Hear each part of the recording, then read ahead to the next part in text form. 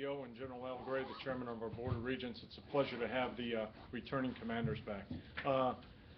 Probably couldn't be a better time to talk about the expansion towards the Pacific, all those issues, and the returning commander series always presents an opportunity to bring back folks who have been on the cutting edge and to share some thoughts. What we've asked them to do today is, like anything, they've got a slideshow. They'd like to abbreviate the slideshow and get more to the Q&A. So if that works. We have Captain Potts, the Amphibious Ready Group Commander, Colonel Taylor, MEU Commander. I'm going to turn it over to them. Thanks for being here, ladies and gentlemen. The floor is yours, gentlemen. Okay. Camera, I'll let you open the lid. Good afternoon. Thanks for having us out today. I'm just going to stand and walk around the room a little bit and talk a little bit. I've been sitting most of the day. We greatly appreciate you coming out today so we can tell kind of our story. And I'll lead you through some of the facts on the deployment. But you all have probably seen a few of these, and if you haven't, the big thing here is we're going to talk about, or has a couple themes to it. One is this deployment, this training that got to this deployment, and what we did on deployment is all about a relationship and a team effort. So the Navy Marine Corps team, that blue-green team that we worked together well in, and we got the job done. So it's really, really important that is very, very solid and runs very well throughout the entire deployment. The other thing we're going to kind of talk about a little bit is how we operated as a force, how we put ourselves together, how we came together as that team, how we looked at things, and how we distributed our force. You'll have a lot of talk when you do these briefs about disaggregated versus split ARG MEU teams. We're not really going to go into that. We talk about how we distributed the force in order to take care of COCOM requirements and regional requirements. Next slide, please. Okay, so that's kind of our agenda. Next slide, please. Okay, so here's a quick overview of what we did. 8-month deployment, 245 days, left last August. Prior to last August, we had a workup period. It was about 3 months long, and then prior to that, ship maintenance on my side to get the ships ready to go. Colonel was bringing his team together, doing a lot of his land component training evolutions. And then we put it all together around the late May time frame when we went to sea as a team. 3 major training periods. You'll see that a little bit later. And then end of August 23rd, went to sea, stayed deployed until the end of April, 8 months. Spent 151 days in the CENTCOM theater of operations. That was our major area of operations. And did a lot of great work on both sides in the PACOM, both heading towards CENTCOM and coming back from CENTCOM. We maintained that global response force capability at all times. We maintained that theater reserve capability. We also conducted maritime interdictory operations and did a lot of soft support and soft interoperability evolutions. Conducted 7 major theater security cooperation exercises, 6 in PACOM, 1 in CENTCOM. But don't be fooled by the 1 in CENTCOM that we didn't do a lot there, because that was a packed 151 days with lots of bilateral and smaller training assist events and good work and relationship building in that theater. And as we go through this, so we talk about that distributed type of operations that we conducted. We did that because, has everyone kind of heard of the new normal? Okay, so the new normal is that crisis response posture that we need to stand and be ready to respond to those events. So that's how we approached that problem set and how we operated. So we're always ready to respond to a crisis, yet position ourselves so we can come back together in a certain amount of time to conduct major combat operations if needed. Next slide, please. So for those of you that may not know what an ARG MEU team looks like, this is the big overview. We've got a slide down the road a little bit that talks about the major components and parts and pieces and how they were distributed across the 3 ships. Large deck amphib in the USS Boxer, New Orleans LPD, and LSD in the Harper's Ferry. The green side has their BLT, the ACE, and combat logistics element. And a couple supporting elements you can see across the bottom, both on the blue and green side. Next slide, please. Okay, the way we approached our design piece of how we're going to put the force together, all the way through the workups and training, and then our final employment in theater, is based on a lines of operation that we would support in theater, based on the way we apply our mission essential tasks for blue and green to support our ultimate customer, which is the combatant commanders. This approach in a design effort came out of an ongoing, what's the MEU of the future going to look like? There was a charter that came down from the Commandant as part of the 2015-2025 MAGTF realignment. 1st Marine Division was tasked with doing the ground combat element, and then we worked under General Bailey while he was 1st Marine Division commander to look at the MEUs.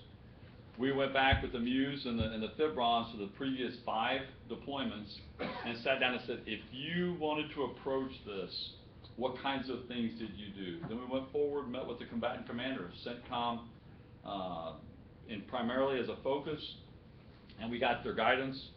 We got guidance from Vice Admiral Miller, who was NAVCENT at the time, and a handful of task force commanders, the SOF community. I met with a large number of entities with my Commodore and our team. This is how we came up with what we do. The crisis response piece, overall, if you approach it as a strategic defense, but for us, the flavor of where we are and the scalability of crisis response is a bit of an offensive flavor to a limited objective capability as a forcible entry, but limited objective forcible entry to do some offensive work to generate some freedom of action for other elements in the crisis response. And that's an enabling function for State Department to mitigate the risk. And that's kind of like the Benghazi scenario. We say that if you had a force that could generate some battle space and allow a soft entity to do a hostage rescue or something, that's the kind of what we're looking at. Not looking at mine clearing and full anti-access, what a MEV or a larger force would be doing. So in the scalability, it's that lower end of forcible entry, that limited objective. So I just want to be careful when we say that's what that's about. O-plan, COM-plan is our ability to integrate into the larger force operations, is enabling for higher end combat, and we're familiar with the different war plans and O-plans out there. And I will not deep dive on you. I promise my Commodore would not do that.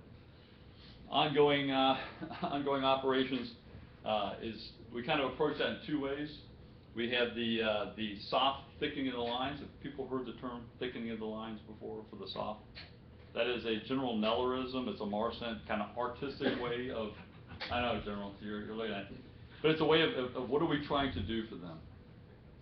If you think about it as a complementary capability set, the soft community does a lot of things. The FID mission, the foreign internal defense type stuff, help build their capacity up. They have a persistent engagement piece. They do some work with the folks in the counter-violent extremist organization efforts that sometimes they just need a guy that can teach them how to fix a generator, okay? Sometimes they need somebody to teach somebody how to do fire support coordination. That's kind of how we see ourselves fitting into it. We need somebody to teach guys how to drive boats. Guess what? We have those kind of people, and we can help thicken the lines. The other things we can do is also provide a trap force, do a strike mission with our soft community. So we can do things across the range of military operations. We're a very agile, well-led, enhanced company-level capability from the sea with our blue side, can partner up and help thicken that line up a little bit. The other part is really under my Commodore's mission command and the maritime mission, primarily the counter-BEO piece, counter-proliferation work. And that's under the NAVCENT maritime interdiction piece, and then the other COCOMs as well as we go through them. The partner capacity building, this bleeds back and forth in this. We work with the Marcent team forwards as well as the MARFOR PAC leadership to develop green side with the CTF 76 in PACOM as well as in NAVCENT to put together engagement and training. And some of that is large force exercise pieces, and some of that comes down to, again, back to that training advisory assist piece. So it's pretty scalable, and we'll talk about that as we go. But the bottom line is, we're focusing what we do along lines of operation and lines of effort toward making our combatant commanders and the National Command Authority successful at the end of the day. Right. Next slide, please. Kind of a crowded slide, kind of a busy slide, but it tells a lot. A lot of equipment, a lot of people, a lot of positioning of this to make those missions happen. So in a very analytical thought process, you take what the Colonel just talked about our lines of operation, things we have to take care of, those requirements we have to deliver to the combatant commander. You take that, do some forecasting, look at some possible intelligence, you look at where you think you might be employed, you kind of put this together, and you want to make this as most efficient and effective that you can. So this is where the equipment is going to be on these ships. Overall, you'd really like for that equipment to stay on those ships, but be distributed and capable of taking care of problem sets as you're deployed. So when you look at this, about 88% of the time, these ships were apart. So they weren't together very often. And as they were positioned, if you take a look, you took 4,500 people aboard those 3 ships, and then we'll start talking a little bit about the equipment. Let's talk about the air assets. First, the USS Boxer, the large deck amphib. All the V-22s, first deployment from the West Coast of V-22s, of MV-22s, 12 of them aboard there. 4 H-53s aboard there, and 6 Harriers. What does that give us? That gives us that long-range capability. All of them are air refuelable. It gives us that opportunity or that ability to take that long-range fight, to go that long distance and deliver our forces. Critically important there. Moving on to the New Orleans just real quick. New Orleans carried the rest of the aviation assets. The Yankees and Zulus, new helicopters there. All 7 of them went aboard the New Orleans. They're closer in, the closer fight, close air support aircraft. That ship was able to get a little bit closer to the fight. Not as long a distance for those aircraft to fly. It's a good mix. This is where we varied from some ARGs in the past, and maybe one of the ARGs, as ARGs go out in the future. We decided not to put the medium lift or heavy lift aircraft on there, but took the route of when we're in theater, made sure that when we calculated where the ships are going to be, we had the ships positioned so we could move lift to that ship in case we needed to move some of the colonel's ground forces to a position. So you see what I'm saying there? Instead of crowding that deck with those aircraft, it freed up a lot of space. There's some other challenges with putting the larger aircraft on there that you have to be cognizant of also. The Harper's Ferry carried no aircraft, but was an open flight deck for a lot of our joint partners and coalition partners when we're forward deployed to do flight operations, so that worked out well. From a connector standpoint, from a surface connector standpoint, we carried 5 LCACs, 3 on the Boxer, 2 on the New Orleans, and 1 LCU, which is an older type landing craft aboard the Harper's Ferry. Also, a big thing there is Harper's Ferry carried a lot of armored craft there. 15 AAVs aboard there. Really gave that ship a great punch.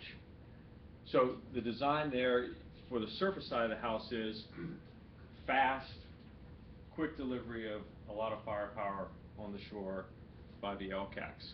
The Colonel will talk a little bit more about his ground maneuver elements, but if you look at the missions down below, you can see a lot of missions across the board, from protecting the aircraft or protecting the ships themselves. Sometimes we had a destroyer or cruiser with us, depending on the associated threats that were in the theater, and we gave I gave warfare commander duties to those vessels to cover down. Obviously, in some cases, better platforms for air defense and subsurface protection. But all the you can see all the missions, and I won't go into all those, but a myriad of things that we offer to the fight there. And like I said, on the next slide, as we move to it, the Colonel will talk about some of the initiatives and how we kind of made ourselves efficient and effective to add to this distributed fight. Okay, next slide. Next slide. Okay, a couple things we did is and you say when you're thinking about lightening the MAGTF, but it's also about enabling the MAGTF from an amphibious side. So we talked about how you do the high-end warfighting piece and retain that. And this discussion about Marine Expeditionary Brigades and task force operations for the higher-end warfighting piece, all the way down to this crisis response. We re-looked at how we do logistics and how we do command and control, and I'll just give you the big nutshell of these initiatives, supporting initiatives. Some of this stuff, some of this cyber electronic warfare and IO piece is a service down one. The MEU BBSS one has been a somewhat combatant commander driven piece. The maximal combat power piece was a operating force initiative, but it ties back to the commandant's initiative to generate more options forward. The old saying, if you get into a high-end gunfight, you kind of go with what you got. And so everything for the international date line is relevant in the first opening days of a fight. If things are back home, you got to figure out how you're going to get them there. So that proximity to the fight kind of drove the maximal combat power. The second part we did, we enhanced it. So I'll start with the first part, which is 3 rifle companies. Our average rifle company is 160 plus Marines. We've got some pretty robust infantry companies. We increased the number of JTACs with them, and that's kind of a long story. So those who are familiar with joint fires piece and how you make and train your folks, we put a concerted effort to get every single company, and in some cases platoons with joint tactical air controllers. So we plussed them up. We took additional snipers and electronic warfare guys and interpreters, people who can speak the different language to enhance the individual companies. We also took a full light armor reconnaissance company, minus we call them the hammerheads, the anti-tank versions. The systems are a bit aging, and so we cut down the numbers of those. And then our weapons company is about 240 Marines deep. So it's a pretty sizable capability. If you have to do an aggressive crisis response option, the additional maneuver company in this allows you to commit a force to a crisis response, embassy reinforcement or other things, and some of the theory of security cooperation exercise stuff, yet still retain a sizable theater reserve. So it gives us one more maneuver company. May not sound like a lot, but when you're forward deployed and you're trying to get things done, that gave us a substantial amount of additional flexibility in how we responded to things. And that'll come up later when we talk about the CENTCOM discussion of what we had to do out there.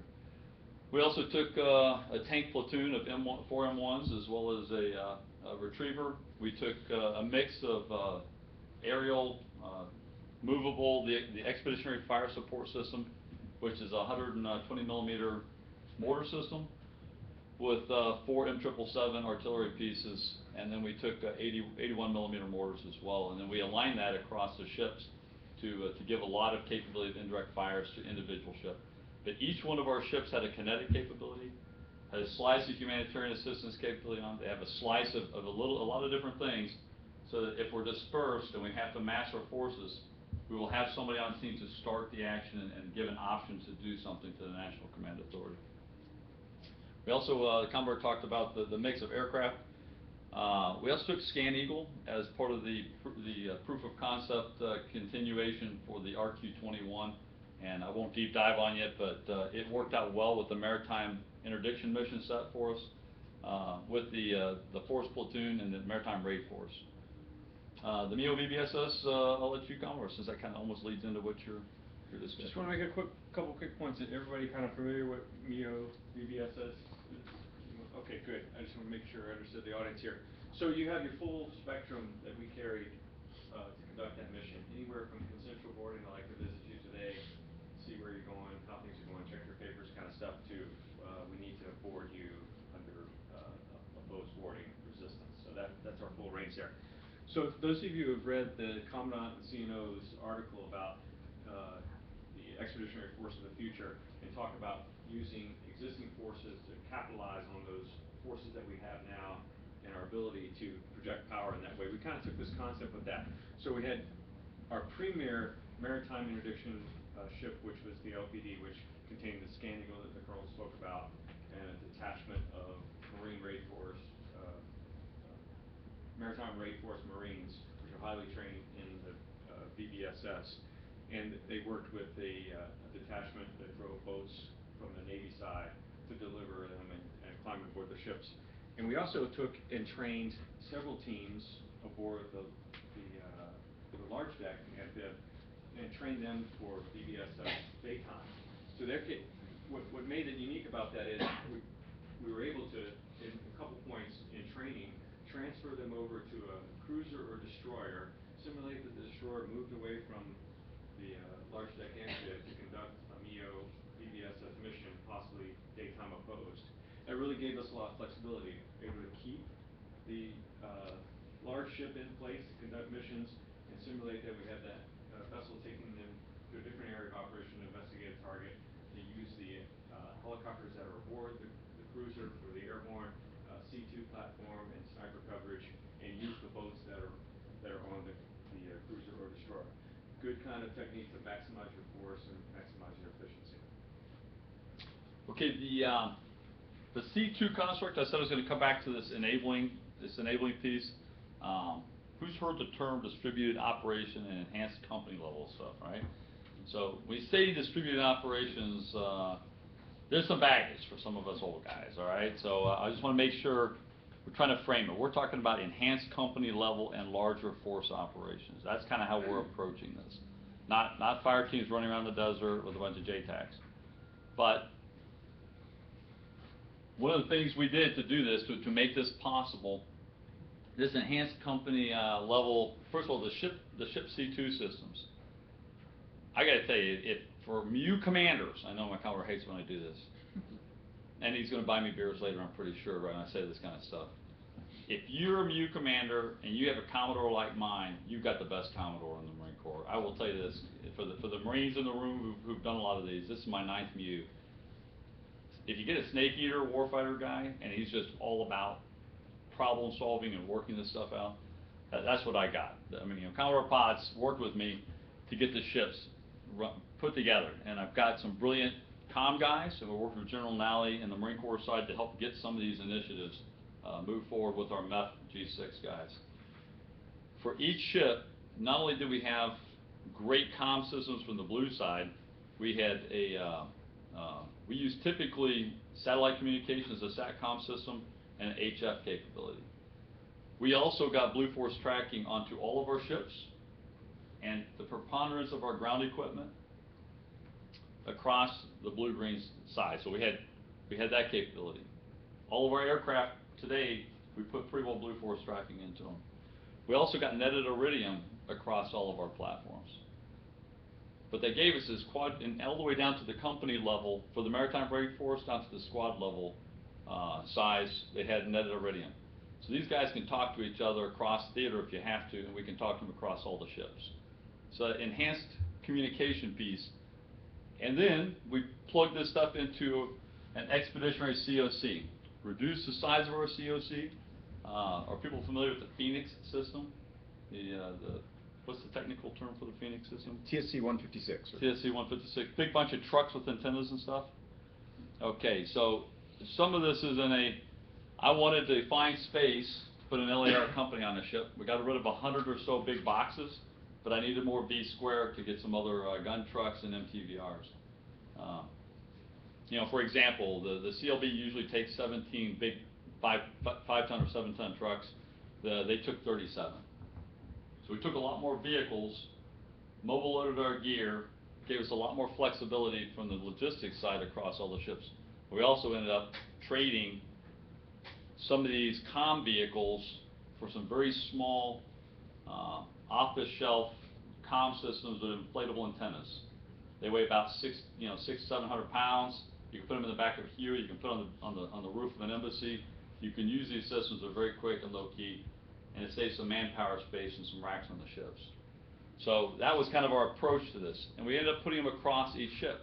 So it's not like one ship gets one big, quote, JTF enabler comm system. Each one of our ships had one, and then we established one ashore.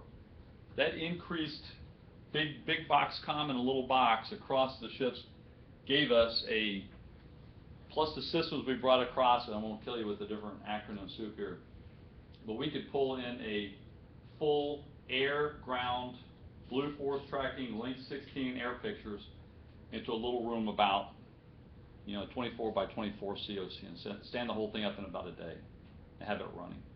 Something that a brigade force commander could use as a jump CP, for example. So that was kind of the idea of this. And then we pushed those same capabilities all the way down to the company commanders that they needed those capabilities to go do mission sets. So that helped us with the distributed operations piece. It helped us as an enabling for a larger force operation.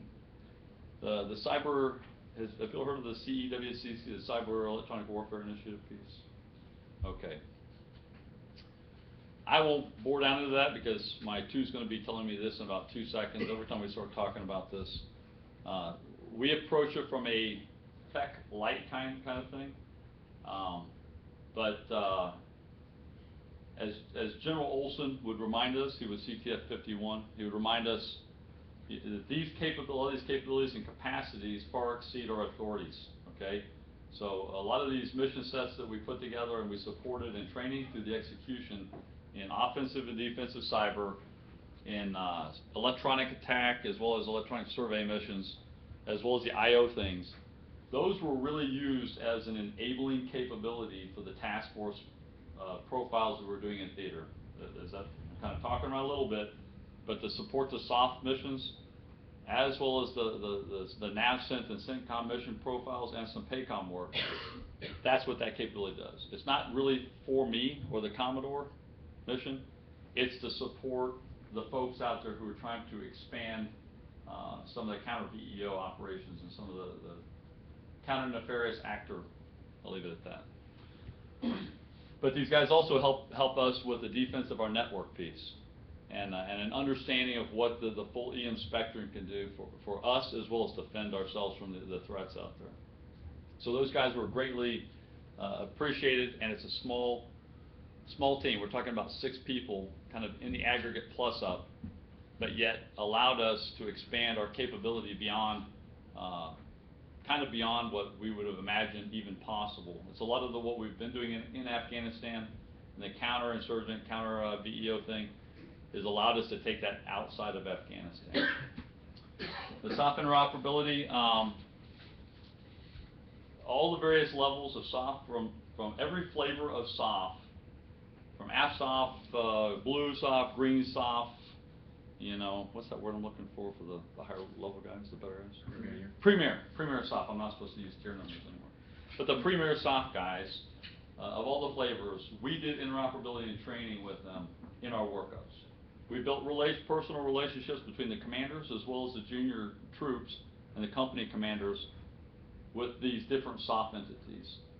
And we took that to theater, and we did a integration to the ConOps process through NAVCENT, as well as with the AFSOF and SOCCENT folks, as well as the SOCPAC people. So we built concept of operations or options.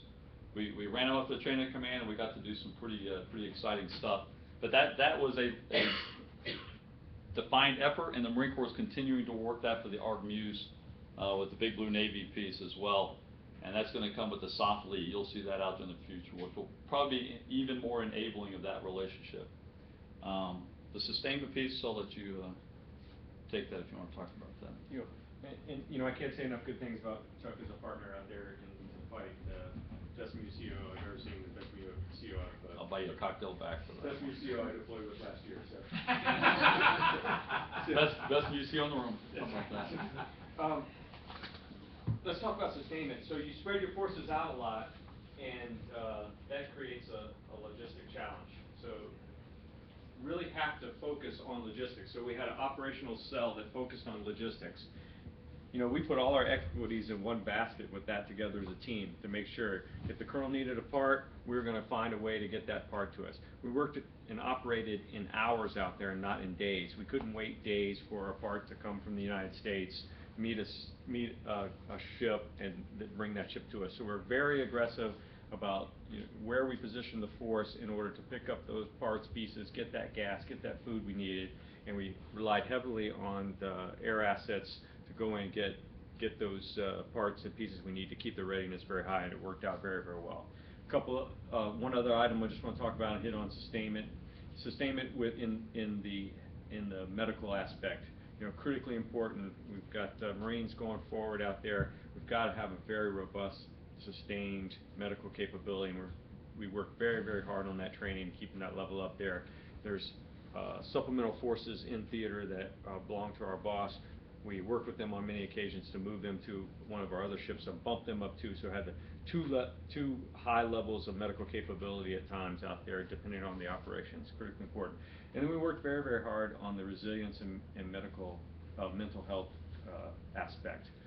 8-month deployment, long workup prior to that, a lot of time away from home, a lot of folks out there, a lot of Marines coming back out of Afghanistan and Iraq. Really make sure we did those right things, and we had a psychiatrist with us who worked very hard with an operational mindset to keep the force nice and ready.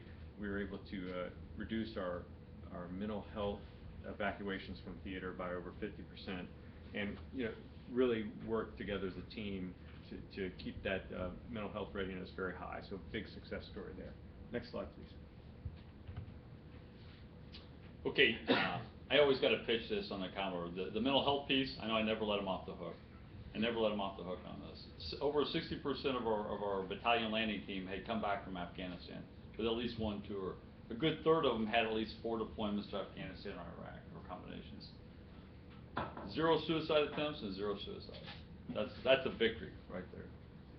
So that resiliency piece that my Commodore leaned so hard into, I felt like I saw, it's a hard metric, but I've never heard of that kind of metric over 8-month deployment. Okay, talk about the pre-PTP part. For us, it really kind of started a year earlier, where we actually did all that interop and training piece. We did 11 operations center exercises. We integrated with the blue side in those exercises before we even chopped, and we got through that planning process piece, and we worked with the SOF community as well in that planning process. Built the relationships. It was a very aggressive workup, and the Commodore will probably talk about some of the risks we incurred with the at-sea parts at the end. But at the end of the day, it also very much prepared us for this. When we're doing our planning processes in this workup, I'm not going to read to you all the great things. I'll give you a couple vignettes on some of the things we did. But at any given time, by the time you get to your at-sea period, in our workups, the Commodore, myself, as well as our ships and all of our MSCs, we are typically executing 1 and planning 2 missions through the workup. When you're doing your at-sea periods, your dedicated periods. At times, we were executing 2 missions and planning 3 missions. If you can think about how busy that keeps your staff and the amount of balls you're juggling to keep the mission planning moving forward. That really was probably the best preparations to do distributed operations with the number of CONOPS and the number of missions we were doing in CENTCOM as well as in PACOM coming across.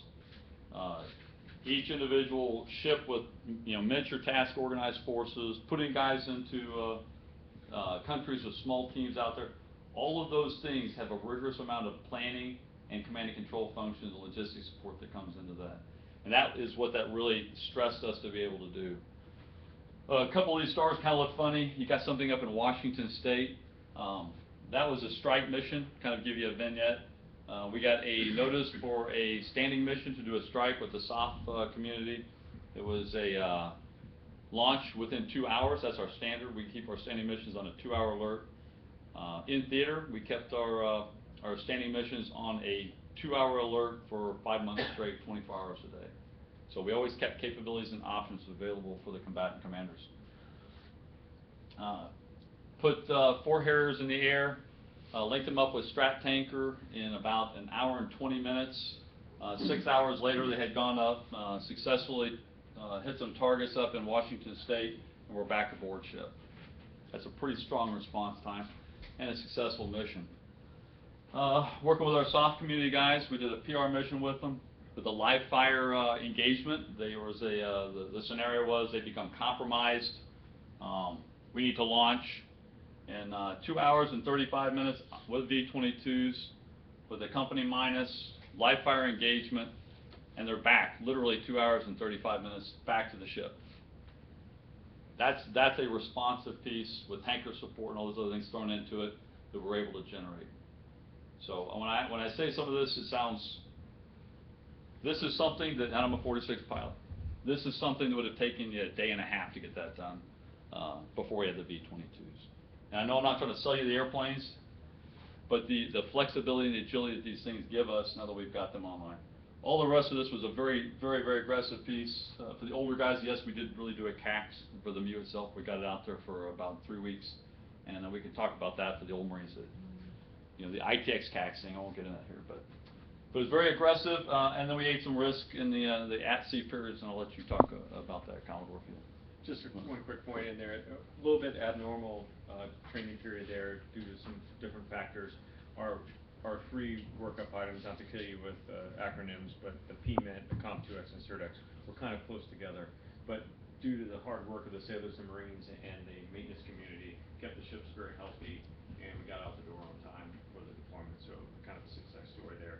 The risk is that they're so close together, your reset times could make it a little bit tough if something went wrong. Next slide, please. Okay, PACOM, we started doing theater security cooperation engagement piece. Part of the rebalance to the Pacific discussion, we conducted Iron Fist as an exercise, larger force exercise with our Japanese partners. We got that on the front side. That was part of why we chopped early. We actually had a 220-day workup, compositing of the MEU and FIBRON, and worked through it. We also conducted a part of Dawn Blitz as part of our second at-sea period, and that was a MEB level exercise with actually 3 Japanese ships coming over as well and integrating with us. So some of this is strategic communication, but some of this is also some great training opportunities.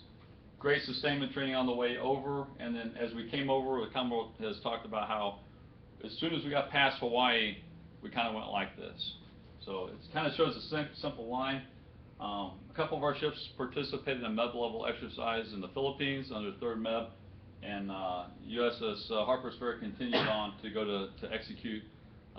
We do a series of shot to retreat exercises with our Indian partners, and so they proceeded forward into that engagement piece, and we kind of leapfrogged back and we linked ourselves up, rolled into CENTCOM. On the way back out, we did of course some engagement with Singaporeans as well as the Malaysians. Way back out, it was kind of a similar piece, and yet we kept got our forces back together in for Freedom Banner and Sanyong. Major exercise, again, a MEB level piece, strategic communication with with the Korean Peninsula. I'll leave it at that, and then and some great training opportunities, and of course then we came back to CONUS. But otherwise, it was a pretty robust. Typically, the ARG MEUs is how fast can you get through PACOM and how fast can you get home. The extension on our deployment timeline added about a month to our time in PACOM on the way to and on the way from. And so it was leveraged, got a lot more squeezed out of it, and I thought it was a pretty good overall engagement. Okay. So this talks about our time in CENTCOM. Overall, the commander got a lot out of the force. You can see from the stars how we kind of worked the entire theater there. Overall, this is where we talk about the real benefits of distributing the force and using it properly and efficiently. Because of the design and how we position the forces aboard the ship, we're able to, as we move the ships throughout the theater and at times push forces ashore for sustainment, we are able to maintain that crisis response capability 24/7 for those 151 days. Always keeping in mind that we would need to bring the ships back together in case there was any kind of major engagement that would require all 3 of the ships. And as we did that, they gave us a lot of flexibility in what we did. One, if we put sustainment forces ashore, they could double as a crisis response force while they're trained there, so that was a big plus. It allowed the ship to go to a different place, either to get supplies, go to port, some maintenance, go conduct another TSC. Very calculated type of maneuvers. So it worked out very well. So lots of engagement across the board. So we did sustainment training in 3 places, Djibouti, Kuwait, and in the UAE. We did bilateral work with the French, British, and the Italian task forces that came over there. Lots of work in the Arabian Gulf. Just kind of a breakdown. The LSD spent most of its time in the Arabian Gulf. The LPD spent a little less amount of time than the LSD in the Arabian Gulf. And Boxer, the large deck amphib, was in and out a couple times. Spent a lot of its time down in the Arabian Sea, Oman area, that Djibouti area, up into the Red Sea, conducting a lot of operations. Very, very effective plan, and we stay very busy. Next slide, please. Okay. Flip the slide before I tell them on the last slide. Go back one second. There's just to be additive. There's actually 11 more red stars that came off that thing, and about another dozen black stars to make it unclassified for you. We'll just kind of put it that way. So this is what we can talk about publicly, but there was an awful lot more good stuff going on. The second thing I would add is the Congress talked about the kind of the hubs here, and just kind of a little bit of a background.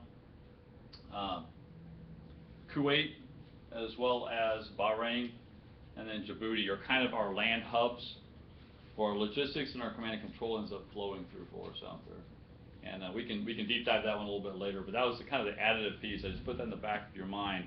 We're an expeditionary sea-based force, but we have some critical hubs out there that are important to our national security strategy. All right, next slide.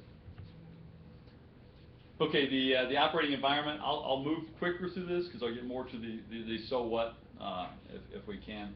The operating environment, the demand signals, and all those things that we're doing out there, and our partners' needs as well as our resourcing, has kind of shifted the way we need to approach ourselves out there. If I say complexity and fluidity, you're kind of going, yeah, I keep hearing that. Maybe we're just finally recognizing it's not just in CENTCOM, but it's also PACOM's becoming more fluid, I would say, and more complex with some of the other activities taking place with other countries. AFRICOM has always been this way, and there's not enough resources for that. SOUTHCOM's got some problems, and this is kind of the operating environment we're seeing ourselves go.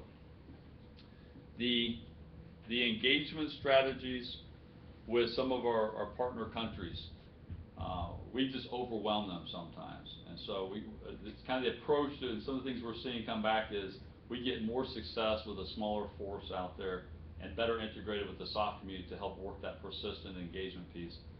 At times better than putting large forces in, which kind of generates resistance sometimes. The other thing is we still have to be ready to do that high-end warfighting. And sometimes doing a large force exercise helps keep us prepared to do that and helps train our partners as well. So sometimes we've got to bring the less willing along to make them more willing and more capable. And there's also strategic messaging that comes out of some of these large force exercises. So that is something we need to continue to keep in the back of our mind in our engagement strategies. The CTF-51, who's aware of how that relationship is right now?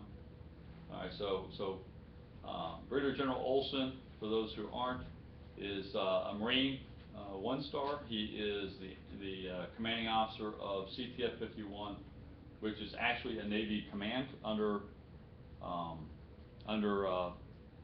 5th Fleet Commander, if that makes sense, for NAVCENT as well. But he's also MARCENT Forward Commander.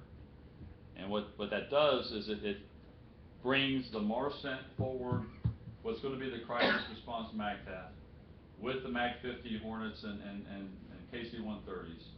And then he puts them together with us and the FATs under CTF-51 as a crisis response and an enabling force if things get a little bit more ungood, I should say, in the Persian or Arabian Gulf, as we would want to call that. So that relationship piece is shifting and has really facilitated us. Everything from our crisis response and soft support relationship, all those things have gotten more healthy as that functional command thing has come together. A maritime functional command with Navy and Marine Corps components put together. And so that's something we'll talk about more if y'all want to deep dive on it. The enhanced and line capabilities. I got to tell you that having company commanders enabled, allowed to do things and work with our soft brothers out there has built a lot of trust and relationship with them, a lot of confidence in our competencies that we've previously not had before, and has offered a lot more flexibility to the combatant commanders in how we respond to things. The sustainment piece is really we call it supply chain leadership, and you want to talk about that piece, but really it's a function of you have to really, the operationalization with a distributed force out there is everything you remember and probably harder, and it's a very dynamic piece. So with that, we'll just move on to the next slide unless you want to talk about it. Just real quick, this is a trick slide. It looks like summaries, and it should be the last slide, but there's one more after way ahead. So all of you that are excited about asking questions, you have to wait just a second.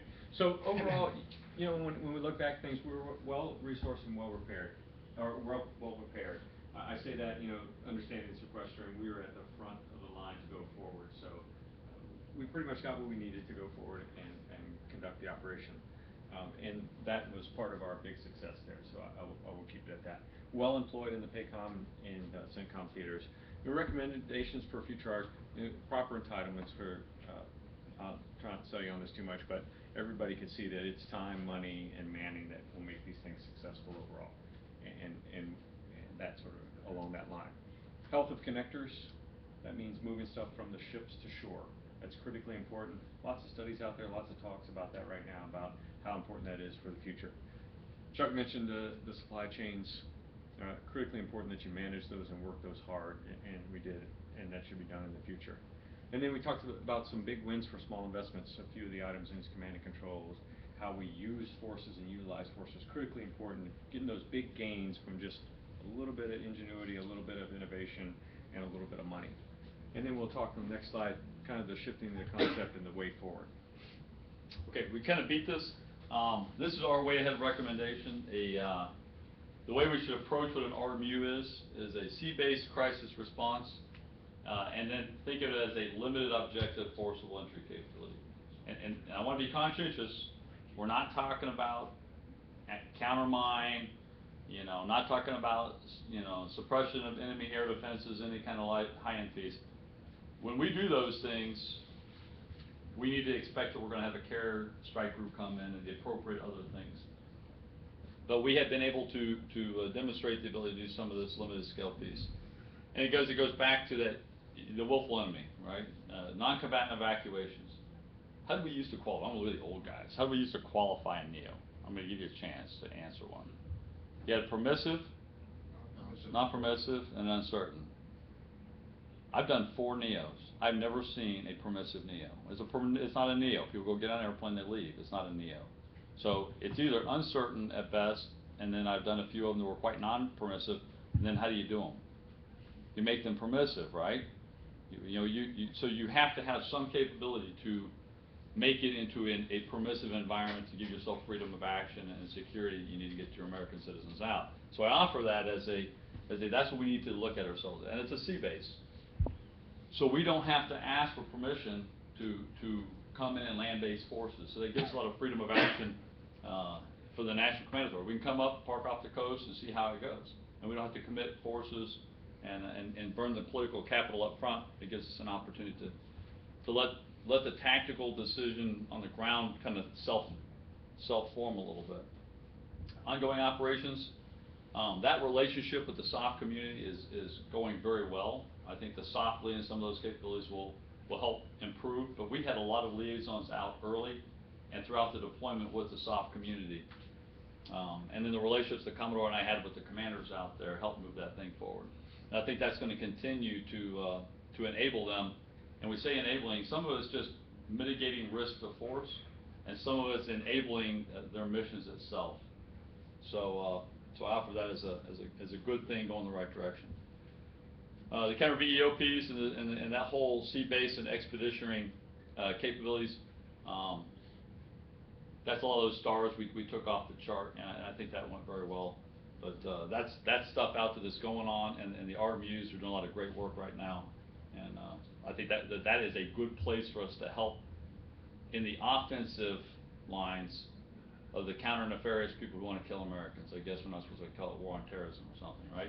So we have these, you know, if you're looking at a defensive from a crisis response, these kind of things down here are a subtle way to help in the offensive, strategic offense of keeping some of these terrorist organizations and violent extremist entities off balance, right?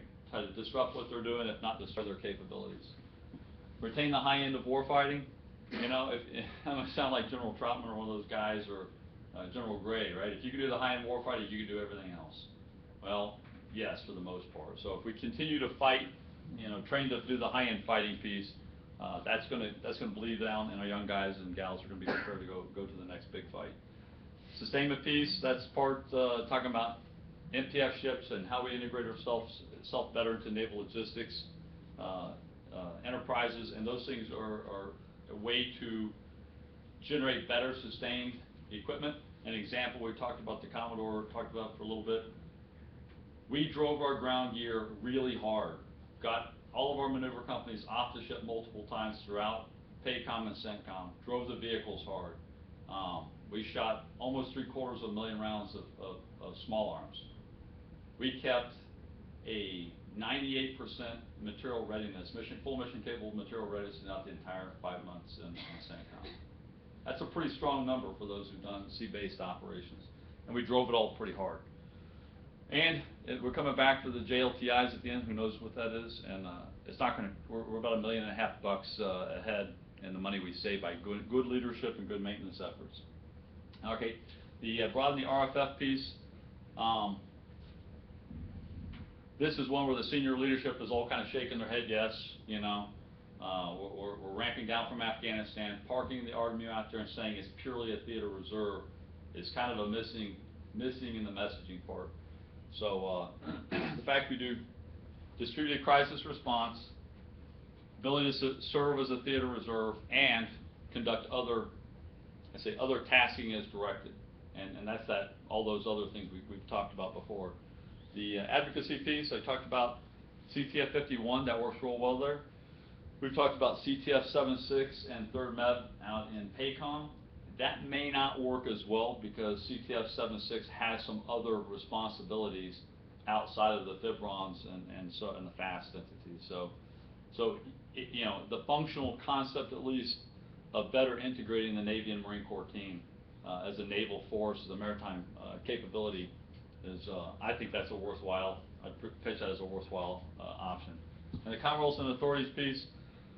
I won't get into the oak and sonnet too much, but we ended up chopping our crisis response force that was down in Djibouti over to the crisis response MAGTF, and it became sole purposed to one problem set.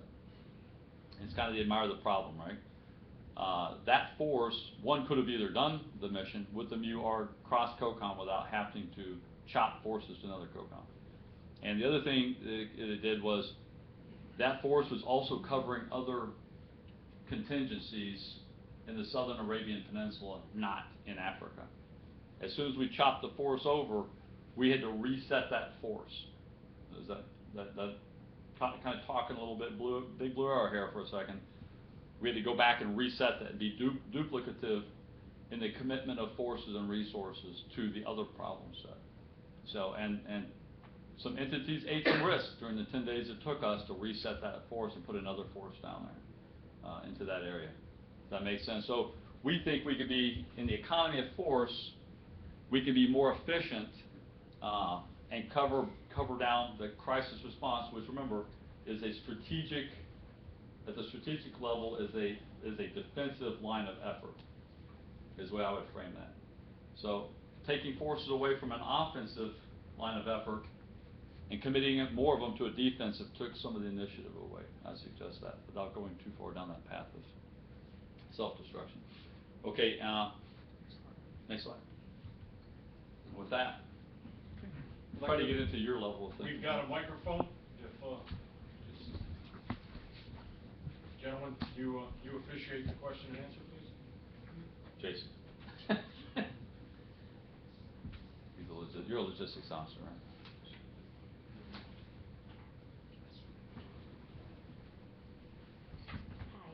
My name is Laura. I'm a reporter for Inside the Navy.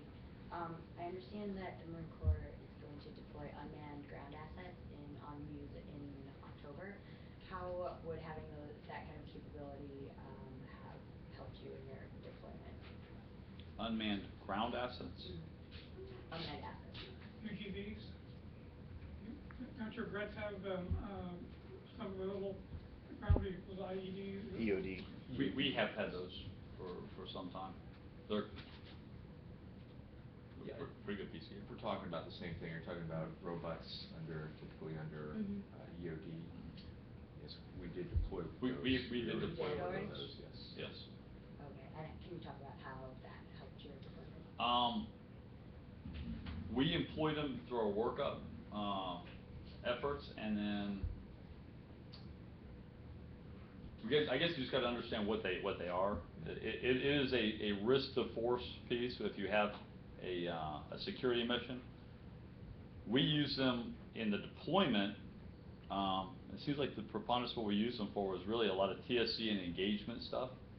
We did a lot of EOD training with partner nations, and then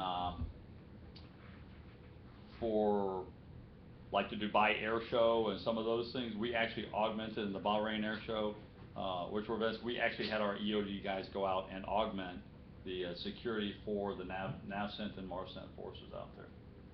So didn't have to use them, but it was available, and if we'd had something suspicious or whatever we needed to use them for, we certainly was a good capability.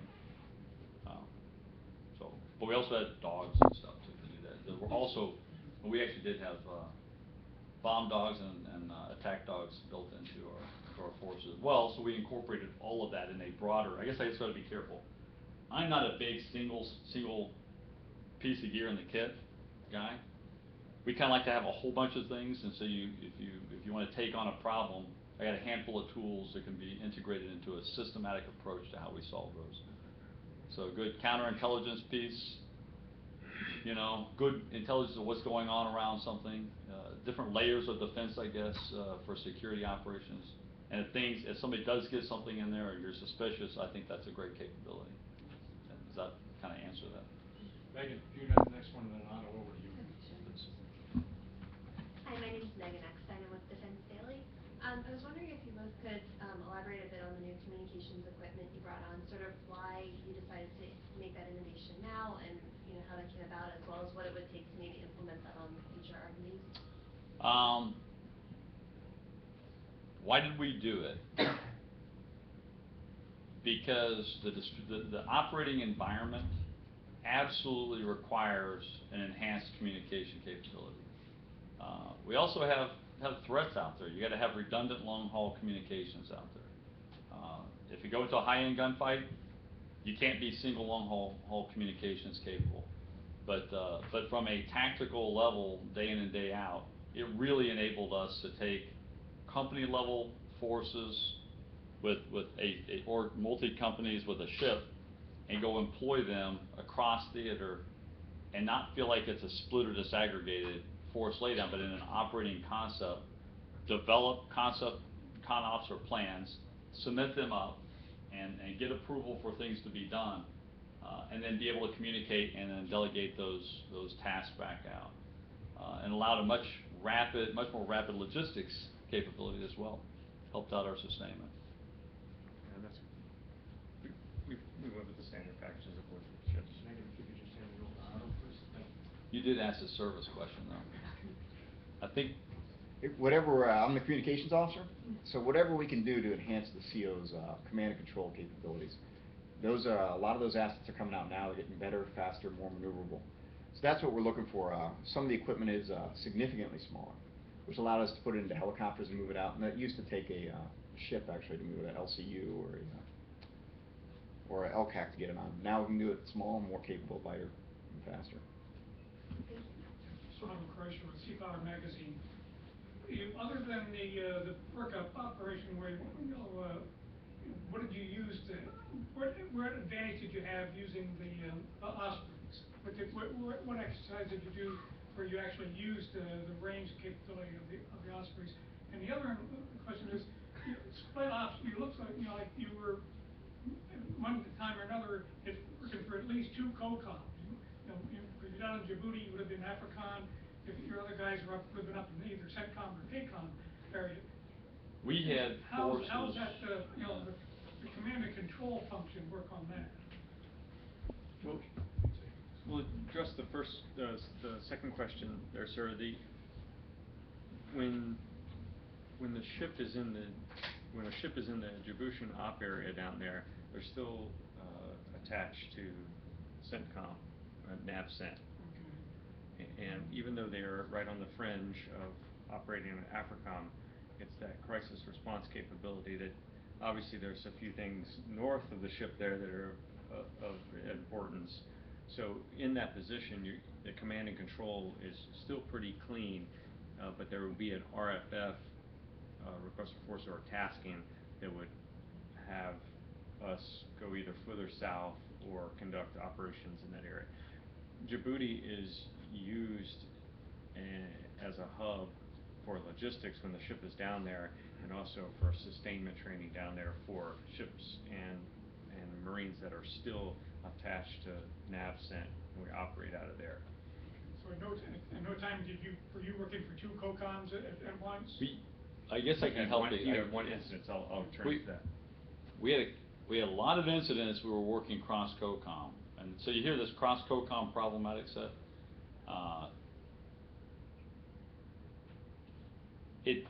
It takes a little more work, but in the authorities and approval process, there are in place agreements between CENTCOM and AFRICOM, for example, that allow forces to train and or conduct operations for limited durations cross COCOM.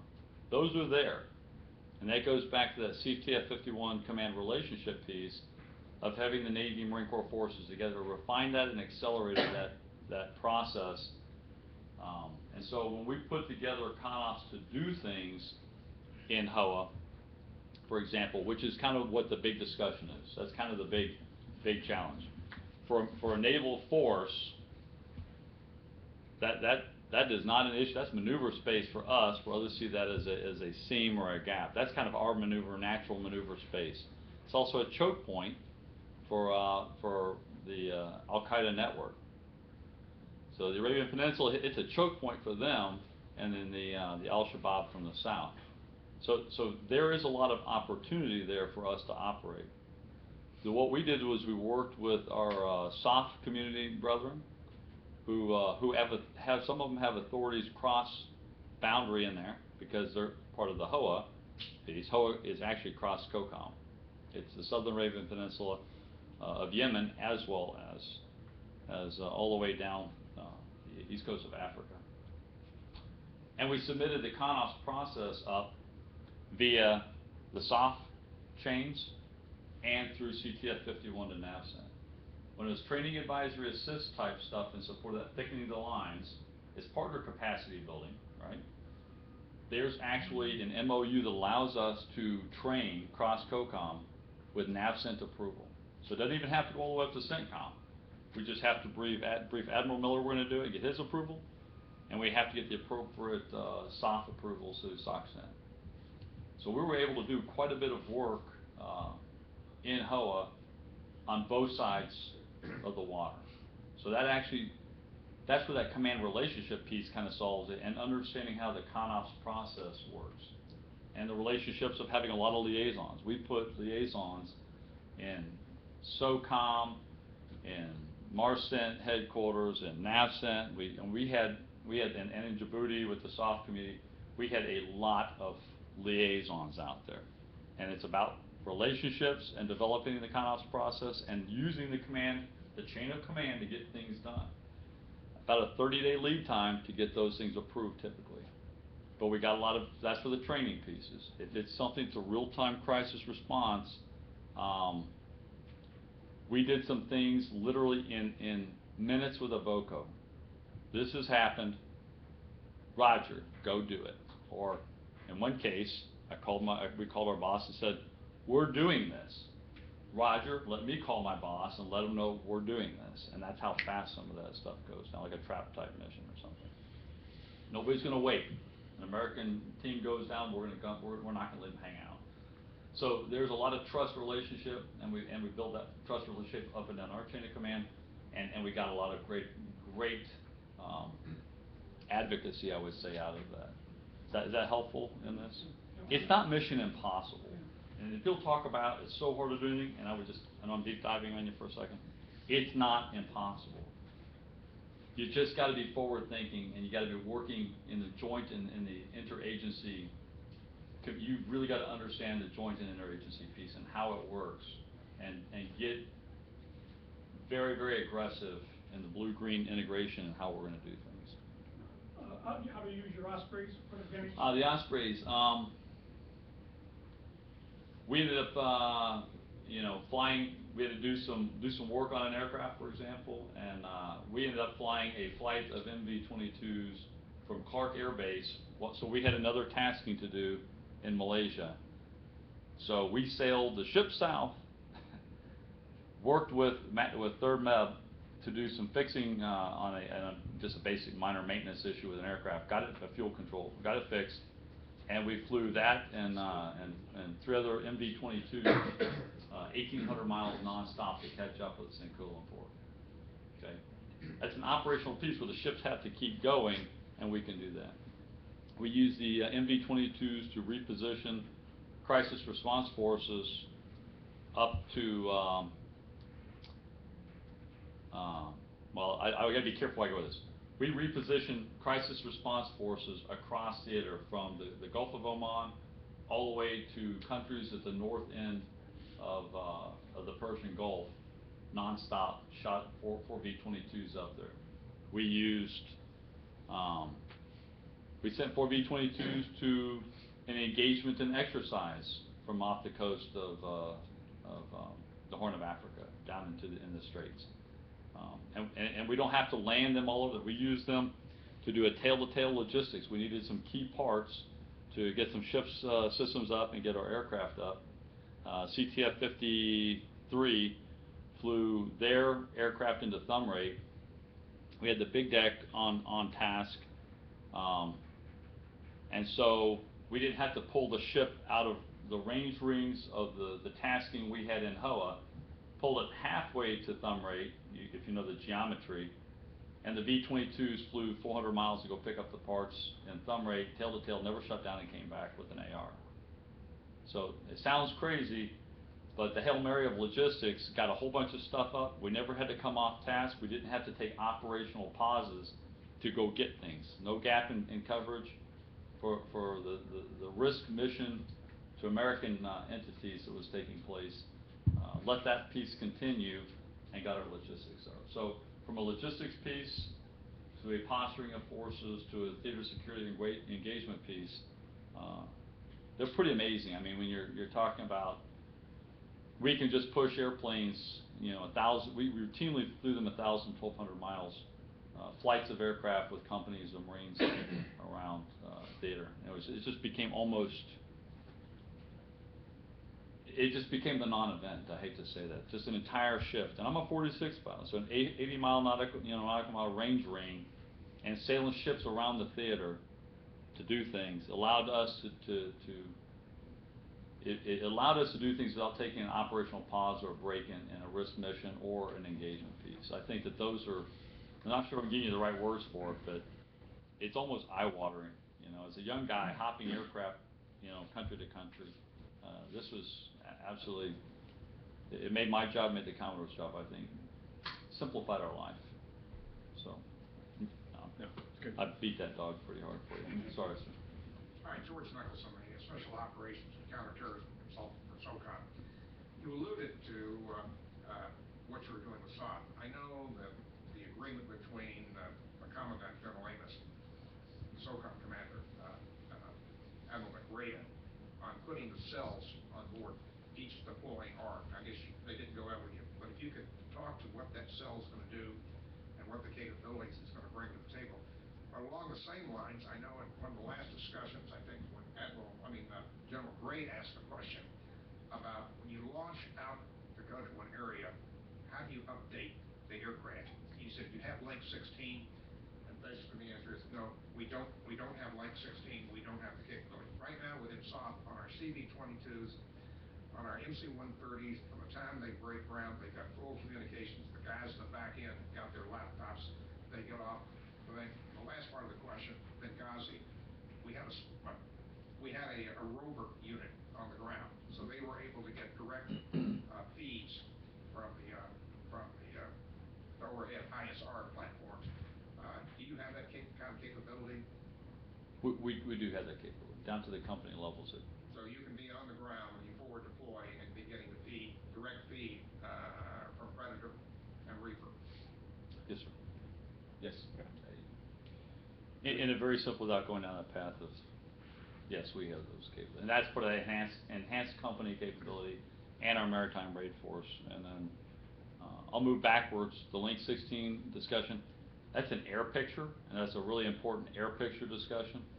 The H-60 has that, and that's an important part of our ship's defense capabilities. We've had a discussion about needing more, the demand signal to reduce risk, particularly in the Persian Gulf threat areas or other higher end fight discussions off of the Korean Peninsula and these other areas. Those are very, very enhancing capability of that air picture. We were able to take the Link 16 picture though and push it across all three ships in our Landing Force Operations Center and integrate it into our jump COCs as we talk about our JTF enabling. By having those lighter comm package, big box comm packages across all the ships and then having one land-based, we were able to not only get that picture, we can also pull the Predator pictures. We can pull all, I mean, all the, you want to talk about all the different comm pictures we pull out there and push Well, that around? I think you nailed it, sir. We can pull almost But you anything. don't directly get that on the aircraft. When we went in and did the pickups in Bosnia, one of the reasons that kept us from getting shut down in 2 of those missions, we had the IDES MAT capability on board our MH-53s. When that Link 16 came up, unclassified, we were able to immediately get the rivet joint and NRO information, NSA directly into the aircraft. Right. I would not argue with that at all. That's one of the things that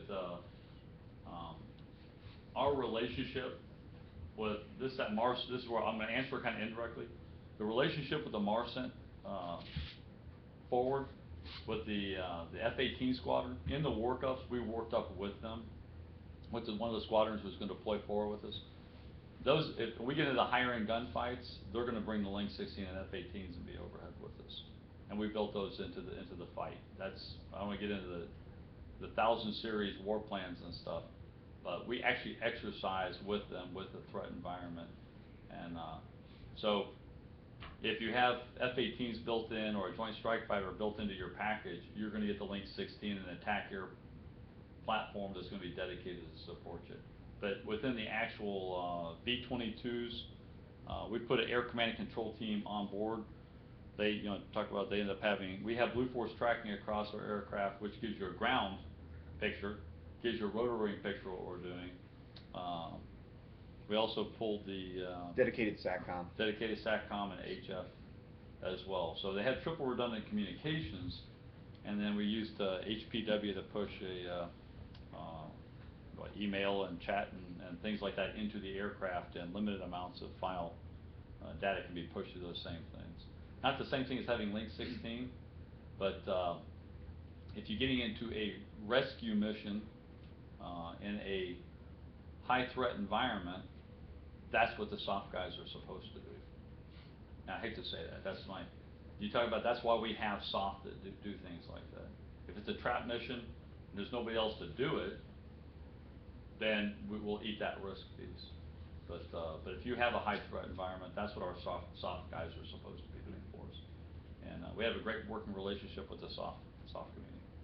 That helpful what you're. And the your 3-star from three men last what was it, the Atlantic Council, General Whistler talked about what's happening in theater out there right now is the Marines right now are working in the SIF. Yes. Did you all have an interface with the theater SIFs before you went in? We worked some with the Cree. Huh? We worked some with the crisis response element. This is part of the Korean CENTCOM. No, this is the Commanders in Extreme Force. Yeah, I can't talk about this level. So. Yeah, and we kind of, the premier guys,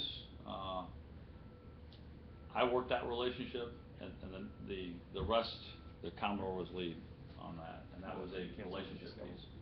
Yeah, that's kind of beyond what we're doing. It's all those other stars, you know what I'm saying? Any other questions?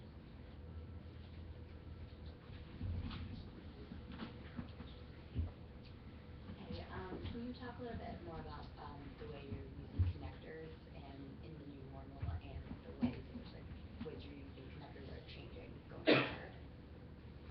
You mean in the aspect of the LCACs? Yeah. Okay. And using other vessels on blades. I see what you're saying. Pretty much we're standard use of the LCAC right now.